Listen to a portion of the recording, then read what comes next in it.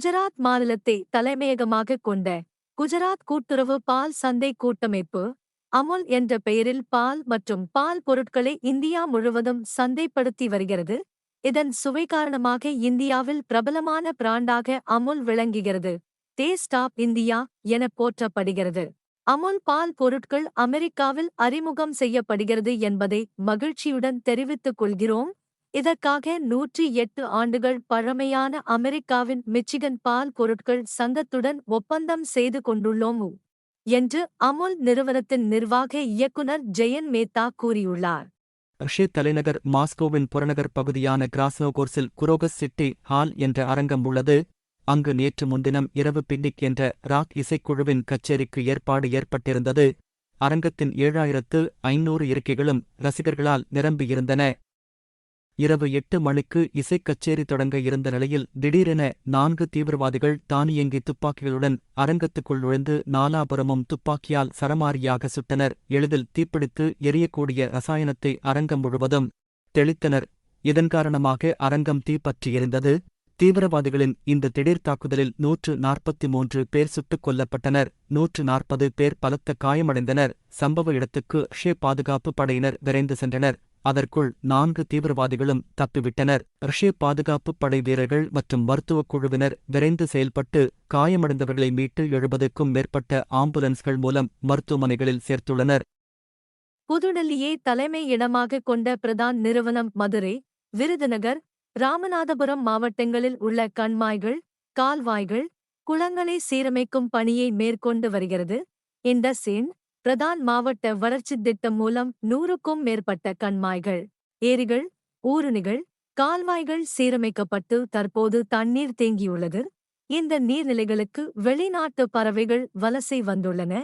இங்குள்ள பறவைகள் கணக்கெடுப்பு நடத்தப்பட்டதில் 42 விதமான பறவை குடும்பங்களைச் சேர்ந்த 105 வகையான பறவைகள் இனம் கண்டறியப்பட்டுள்ளன.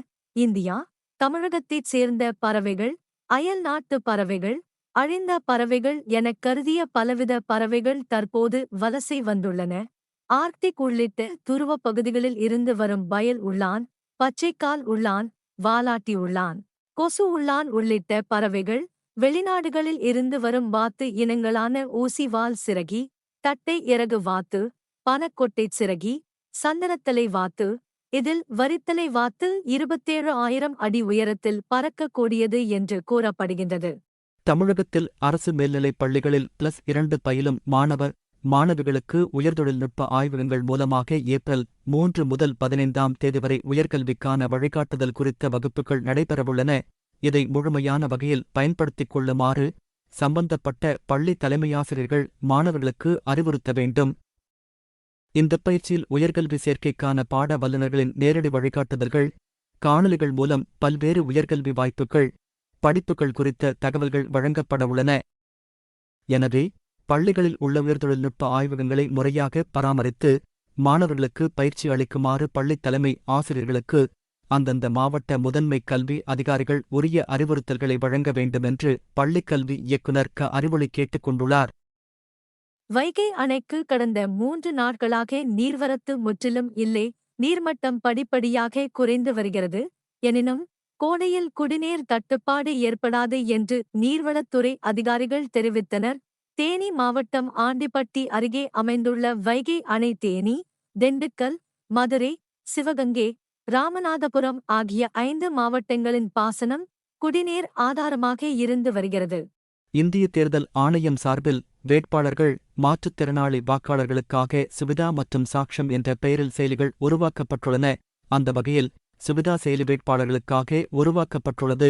வேட்பாளர்கள் வேட்புமனு தாக்கல் செய்வது, வேட்புமனுவின் நிலை குறித்து அறிந்து கொள்வது, பிரச்சாரத்துக்கான அனுமதி பெறுவது, அனுமதி விண்ணப்பத்தின் நிலை குறித்து அறிந்து கொள்வது, அனுமதிக்கான விண்ணப்பத்தை ஆன்லைனில் பெற்று பதிவு செய்தல் போன்ற வசதிகள் இடம்பெற்றுள்ளன. இந்த செயலி மூலம் வேட்பாளர்களின் நேரம் மிச்சமாவதுடன் சரியான விவரங்களையும் பெற முடியும்.